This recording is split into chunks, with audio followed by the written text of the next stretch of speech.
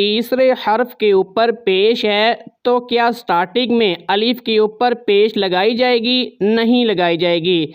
देखें, इस रूल को समझते हैं। कुरान पाक में जब भी खाली अलिफ आता है, यानी कि अलिफ के ऊपर या नीचे कोई भी हरकत नहीं होती और तीसरे हर्फ के ऊपर अगर पेश होती है, जैसे कि यहाँ पर देखें, पहला हर्फ अलिफ है, दूसरा शीन है, तीसरा दाल है। दाल के ऊपर पेश है, यानी कि तीसरे हर्फ के ऊपर पेश है, तो स्टार्टिंग में अलिफ के ऊपर भी पेश लगाई जाएगी। कैसे पढ़ेंगे? उश दूध, उश दूध। लेकिन यहाँ पर मामला कुछ और है। देखिए, पहला हर्फ अलिफ है, दूसरा सीन है, तीसरा मीम है। मीम के ऊपर पेश है, यानी कि तीसरे हर्फ के ऊपर पेश है, लेकिन हम स्टार्टिंग में जो अलिफ है इसके नीचे ज़ेर लगाएंगे। इस्मुहु, इस्मुहु। क्लियर हो गया है?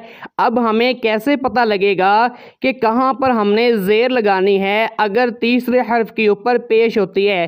देखिए, कुरान पाक में कुछ अल्फाज आपको ऐसे मिलते हैं कि अगर तीसरे हर्फ के ऊपर पेश होती भी है, लेकिन आपने क्या करना है, उन अल्फाज के स्टार्टिंग में जो अलिफ है आपने ज़ेर लगानी होती है। उन अल्फाज में से एक लफ्ज़ ये भी है, इस्मुहु, तीसरे हर्फ के ऊपर पेश होगी, लेकिन आपने क्या करना है, स्टार्टिंग में ज़ेर लगा के पढ़ना है।